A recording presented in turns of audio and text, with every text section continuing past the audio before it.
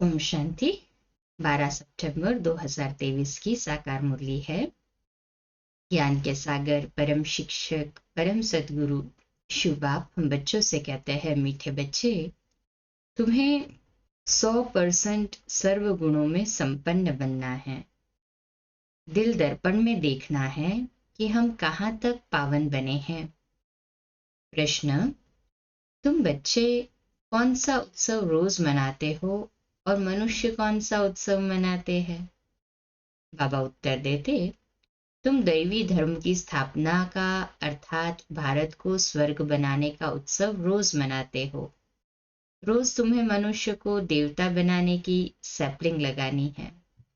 वे मनुष्य तो जंगल के कांटों की सैपलिंग लगाते और नाम देते हैं वनोत्सव। तुम कांटों से फूल बनाने का उत्सव रोज मनाते हो। तुम्हारे जैसा उत्सव और कोई मना नहीं सकता। गीत है, मुखड़ा देख ले प्राणी जरा दर्पण में। ओम शांति। ये किसने कहा? यहाँ तो है ही बाप और बच्चों का सम्मुख मिलन। बच्चों को अब दिव्य चक्षु ज्ञान का तीसरा नेत्र मिला है देखने के लिए, क्योंकि पतित अथवा पाप आत्माएं तो सब थे। पतितों को पावन बनाने के लिए बाप श्रीमत देते हैं। ये श्रीमत देने वाला कौन है, उनको भी समझना चाहिए। वही बोलते हैं आत्माओं को। आत्मा जानती है मैंने इस शरीर से अच्छे कर्म किए हैं या बुरे कर्म किए हैं। बाबा तुम बच्चों को समझ देते हैं। ये तो जरूर है सब पतित। हाँ, यहाँ सब पतित थे ना। अभी तुम देखो हम कहाँ तक पावन बने हैं और दैवी गुण धारण किए हैं। दैवी गुण धारण कराने वाला है सर्व गुणों का सागर बाप। वह बैठ समझाते हैं। मनुष्य तो गाते हैं मुझ निर्गुण हारे में कोई गुण नहीं। खुद कहते हैं हमारे में गुण नहीं है। अब तुम बच्चों को फिर 100% सर्वगुण संपन्न बनना है। कहते हैं अपने दिल दर्पण में देखो। जब सर्वगुण संपन्न बनेंगे तभी तुम श्री लक्ष्मी व श्री नारायण को वर सकेंगे। पहले पहले तो बाप का परिचय देना चाहिए। ऐसा जो बेहद का बाप है, जिसके लिए गाते हैं तुम मात पिता, उस पर बाबा कहते जिसके लिए इतना गाते हैं उस परम पिता की ही बड़ी महिमा है। कहे हाँ जी बाबा। कहते हैं शिवाय नमः। अब वह तो स्वर्ग का रचयिता है ना। जरूर हमको बाप से स्वर्ग का वर्षा लेने का हक है। बेहद के बाप का वर्षा स्वर्ग की बादशाही है जो हमको देते हैं। भारत को स्वर्ग की बादशाही थी, अभी नहीं है। जरूर बाप से ही मिली थी। भारत ही सचखंड बनता है। सच शिव बाबा का ये जन्म स्थान है। ये कोई नहीं जानते। शिवरात्रि गाई जाती है, वह कौन सी है? शिवरात्रि की भी रात्रि, शिव की भी रात्रि दिखाते हैं। देखो शिव की रात्रि दिखाते हैं, श्री कृष्ण की भी रात्रि दिखाते कि भी उनका भी जन्म रात्रि में हुआ और शिव के लिए भी रात्रि कहते। तो कंफ्यूज है ना वो। श्री कृष्ण का तो माँ के गर्भ से जन्म हुआ है। शिव बाबा के लिए जन्माष्टमी तो उत्सव में नहीं कहेंगे ना। शिव बाबा आते ही तब है जब ब्रह्मा की रात होती है। रात के बाद दिन अर्थात कलयुग का अंत और सतयुग की आदि होती है। इसको कहा जाता है घोर अंधियारी रात। ये बेहद की बात हो गई। हद की रात तो होती ही है, परंतु कलयुग अंत को घोर अंधियारा कहा जाता है। ज्ञान अंजन सतगुरु दिया, अज्ञान अंधेर विनाश। सतगुरु ज्ञान सूर्य बाप को कहा जाता है। पहले पहले तो बाप और वर्षे का परिचय देना है। समझो कोई बादशाह को बच्चा नहीं है, किसी गरीब के बच्चे को गोद में लेता है तो बच्चा दिल में जानता है कि मैं गरीब था, अब मैं बादशाह का बच्चा हूं। तुम भी जानते हो हम रावण का बनने से बहुत गरीब कंगाल बन गए थे। अभी हम बेहद के बाप के बने हैं। उनसे हमें स्वर्ग का वर्षा मिलता है। ये अच्छी तरह परिचय देना है और फिर लिखा कर लेना है। हमको बेहद बाप से बेहद का वर्षा मिलता है।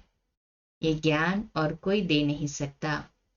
सन्यासी तो घर बार छोड़ जाते हैं। वह फिर माँ बाप चाचा मामा आदि कहलाने से निकल गए। खलास, ये सब, हाँ, वो लोग बंधनों से निकल जाते हैं। यहाँ तो गृहस्थ धर्म की बात है ना। वह गृहस्थ धर्म का त्याग करते हैं। तुम बच्चों को बाप समझाते हैं। तुम सो देवी देवता गृहस्थ धर्म में थे, सर्वगुण संपन्न संपूर्ण निर्विकारी थे, और तुम स्वर्ग के मालिक भी थे। दिखाई दिया, विजुअलाइज किया खुद को। कहे हाँ जी बाबा। फिर पूज्य से तुम पुजारी बन अपनी पूजा भी करते हो। जब तुम पूज्य सो देवी देवता हो तो तुमको वहां पूजा करने की दरकार नहीं है। वैसे ही भारत देवी देवताओं का पूज्य कुल था। अभी पूज्य से पुजारी बने हो, फिर तुम बच्चों को पुजारी से पूज्य देवी देवता बनना है। इसलिए भी गाया जाता है, आपे ही पूज्य आपे ही पुजारी। बाप पूज्य और पुजारी नहीं बनते। बाप तो सदा पूज्य है ही। भक्ति मार्ग में ब्राह्मण लोग मंदिर में शिवलिंग रखते हैं, फिर बाप की बैठ पूजा करते हैं। हम उनके बच्चे हैं। हे परमपिता परमात्मा ऐसे कहेंगे ना। वह तो है निराकार, आत्मा भी है निराकार। शिव के पास जाते हैं तो कहते हैं परमपिता परमात्मा निराकार शिव। ये आत्मा ने कहा इन ऑर्गन्स द्वारा। अभी तुम बच्चे ये भी जान गए हो कि जो अच्छे कर्तव्य करते जाते हैं तो उन्हों की महिमा की जाती है। अभी तुम माता पिता उस निराकार को ही कहते हो। तुम्हारे सहज राजयोग और ज्ञान की शिक्षा से हम सुख घनेरे पाएंगे। उसके लिए तुम पुरुषार्थ कर रहे हो। कितनी सहज बात है ना। तुम प्रजापिता ब्रह्मा के बच्चे बीके प्रैक्टिकल में हो, सम्मुख बैठे हो। शिव बाबा और ब्रह्मा बाबा दोनों के सम्मुख हो। शिव बाबा को अपना शरीर तो है नहीं। तुम जानते हो शिव बाबा इनके मुख द्वारा राजयोग सिखला रहे हैं। श्री कृष्ण तो छोटा बच्चा है। वह कैसे कहेगा कि देह सहित देह के सभी बंधनों को भूलो, अपने को आत्मा समझो। ये श्री कृष्ण तो कह न सके। ये तो बाप ही कह सकते हैं। तो ये बड़ी भूल हुई। लक्ष्मी नारायण से लेकर यथा राजा रानी तथा प्रजा, उन सब को तो सुख मिला हुआ है था ना। वही सब 84 जन्म ले तमो प्रधान बने हैं। मूल लक्ष्मी नारायण हुए ना, यथा राजा रानी तथा प्रजा। अभी फिर तुम आकर शूद्र से ब्राह्मण बने हो। ये तुम्हारा लीप जन्म है। लीप कहा जाता है धर्माओं को। तुम जानते हो हमारा ये ईश्वरीय जन्म है। दिन प्रतिदिन बाबा नई नई पॉइंट समझाते रहते हैं। समझ रहे हैं ना सभी। कहे हाँ जी बाबा। जहां तक जीना है अंत तक तुमको पढ़ना है। पॉइंट्स निकलती रहेंगी, ऐड होती जाएंगी। ज्ञान यज्ञ भी अंत तक चलना है। रुद्र यज्ञ रचते हैं। मिट्टी के सालिग्राम बनाकर उनकी बैठ पूजा करते हैं। आत्मा की पूजा होती है। तुम जीवात्माओं ने ही भारत को सिरताज बनाया है, तो आत्माओं की पूजा करते हैं। परमपिता परमात्मा बाप के साथ तुम भी सर्विस कर रहे हो, तो शिवलिंग के साथ सालिग्राम भी बनाते हैं। तो मुख्य पहले पहले बाप का परिचय देना है। शिव बाबा ने जन्म लिया, परंतु माता के गर्भ से थोड़ी ही जन्म लेते हैं। वह है ही निराकार। जैसे कोई शरीर छोड़ देता है, फिर उनकी आत्मा को बुलाते हैं श्राद्ध खाने के लिए। तो आत्मा को खिलाते हैं ना। आत्मा ही स्वाद लेती है। कड़वा मीठा दुख सुख ये आत्मा को भासता है। आत्मा में ही संस्कार है। आत्मा को सुख व दुख तब भासता है जबकि शरीर है। बाबा ने समझाया है सजा कैसे मिलती है? सूक्ष्म शरीर भी नहीं, स्थूल शरीर धारण कराए सजा देते हैं। गर्भ जेल में सजा खाते हैं, त्राही त्राही करते हैं, बस मुझे बाहर निकालो। गर्भ महल का भी मिसाल दिया हुआ है, बाहर निकलने नहीं चाहते थे। ये दृष्टांत है। सतयुग में गर्भ भी महल बन जाता है, वहां कोई पाप नहीं होता। अभी तुम जानते हो पतित कैसे हुए हैं, नाम ही है अजामिल जैसे पतित। बहुत पाप करते हैं, पावन माना निर्विकारी। मूल बात ही विकार की है, इसलिए पावन बनने के लिए सन्यासी घर बार छोड़ देते हैं तो उनको महात्मा कहते हैं। मनुष्य सब पतित है, इसलिए गाते रहते हैं पतित पावन सीताराम, रघुपति राघव राजा राम। अब राजा राम तो शिव बाबा को नहीं कहेंगे, राम परमपिता परमात्मा को कहा जाता है, राजा राम नहीं। मैं तो राजा महाराजा बनता नहीं हूं, शिव बाबा तो नहीं बनते ना, हमें बनाते हैं। श्री लक्ष्मी महारानी नारायण महाराजा तुम बनते हो, हम नहीं। निश्चय है ना सभी को? कहे हाँ जी बाबा। मैं तो निराकार पुनर्जन्म रहित हूं, शरीरधारी जो है वह सब पुनर्जन्म लेते रहते हैं। बाप कहते हैं मैं हूं निराकार, मुझे भी प्रकृति का आधार लेना पड़ता है। मैं गर्भ में प्रवेश नहीं करता हूं, मैं इनमें प्रवेश करता हूं। ये अपने जन्मों को नहीं जानते हैं। बाप बैठ समझाते हैं, तुम सो देवी देवता थे फिर शूद्र बने, अभी तुम सो ब्राह्मण बने हो। मैं तुमको समझाता हूं, तुम अपने जन्मों को नहीं जानते। जो ब्राह्मण बनेंगे वही फिर आकर समझेंगे। बाप कहते हैं इस प्रकार तुमने 84 जन्म पूरे किए हैं। कहा जाता है 21 पीढ़ी का वर्षा, बेहद का बाप बेहद सुख का वर्षा देंगे ना। लौकिक बाप से तो अल्पकाल का सुख मिलता है, अमरलोक में आदि मध्य अंत सुख है, यहाँ आदि मध्य अंत दुख है। तुम पार्वतियों को अमरनाथ शिव बाबा अमर कथा सुनाते हैं, सत्यनारायण की कथा भी वह सुनाते हैं। ज्ञान का तीसरा नेत्र देने की कथा है। भारतवासी सदा सुखी थे, बहुत पवित्र थे। पवित्रता हेल्थ वेल्थ थी, कभी कोई बीमार नहीं पड़ते थे। नाम ही है स्वर्ग। भारत प्राचीन स्वर्ग था और कोई धर्मखंड आदि नहीं थे वहां पर। झाड़ का थूर तो होगा ना, थूर में कौन रहते हैं? बरोबर देवी देवताओं के चित्र है। वह था फाउंडेशन, परंतु अपने को देवी देवता धर्म वाला कहलाते नहीं। अभी उन्हों की राजधानी स्थापन हो रही है। तुम सत्युग का राधे कृष्ण का जोड़ा बन सकते हो। बाबा ने खुला रखा है द्वार, आओ तो हम आपको समझावे। ऐसे समझाना है। तुम सच सच स्वर्ग का प्रिंस कैसे बन सकते हो? ऐसे समय तो सब पतित है।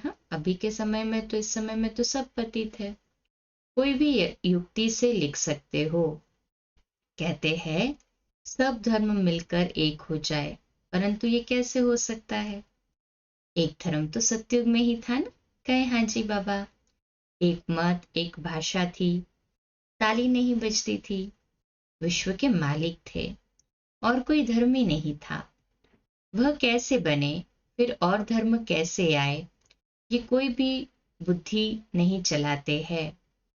जब बिल्कुल ही पतित बन जाते हैं, तभी पतित पावन बाप आते हैं और धर्मों की पावन आत्माएं ऊपर से आती है।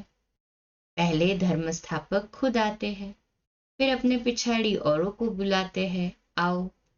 उनको तो सतो रजो तमो में आना है।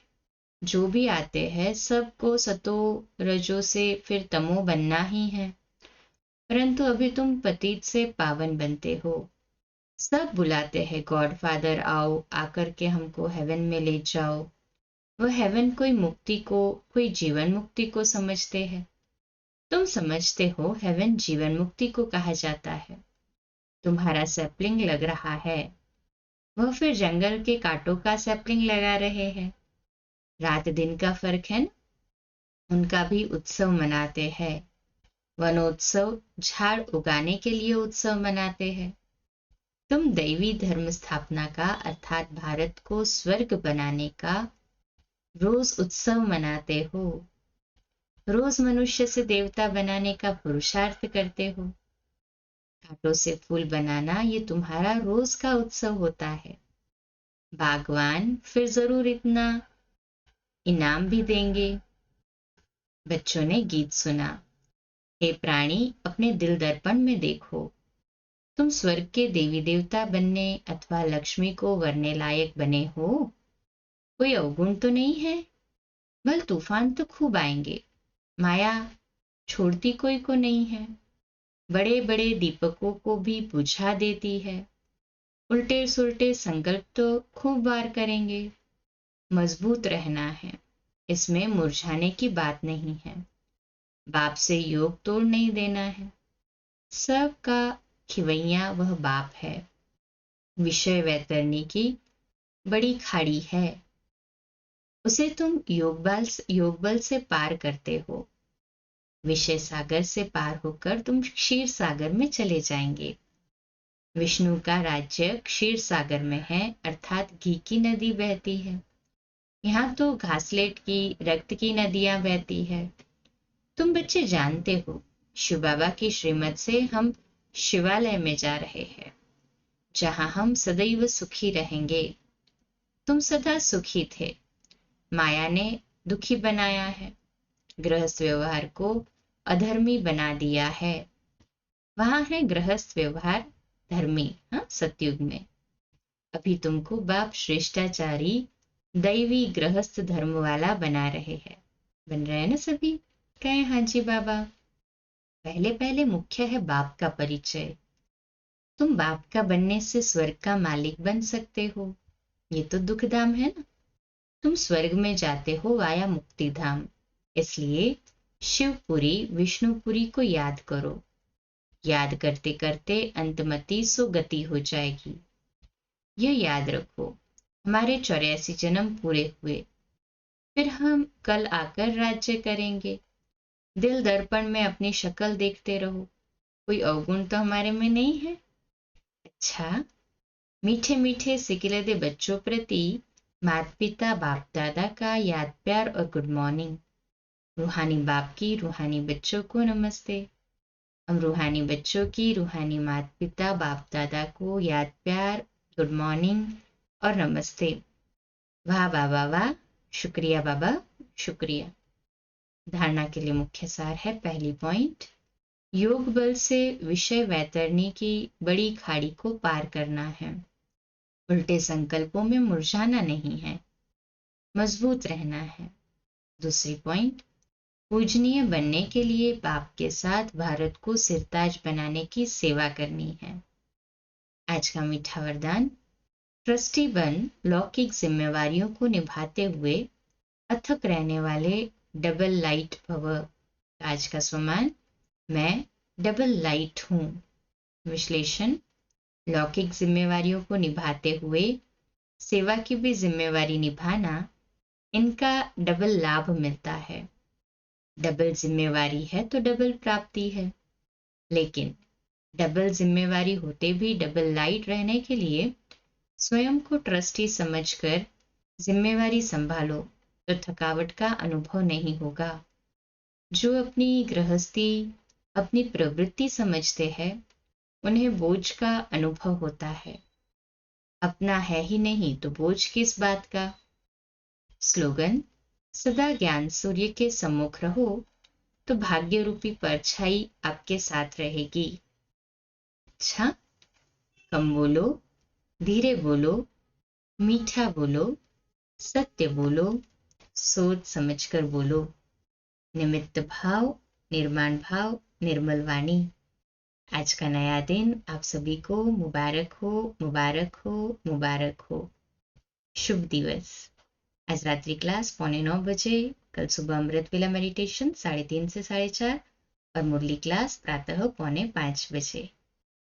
ओम शांति।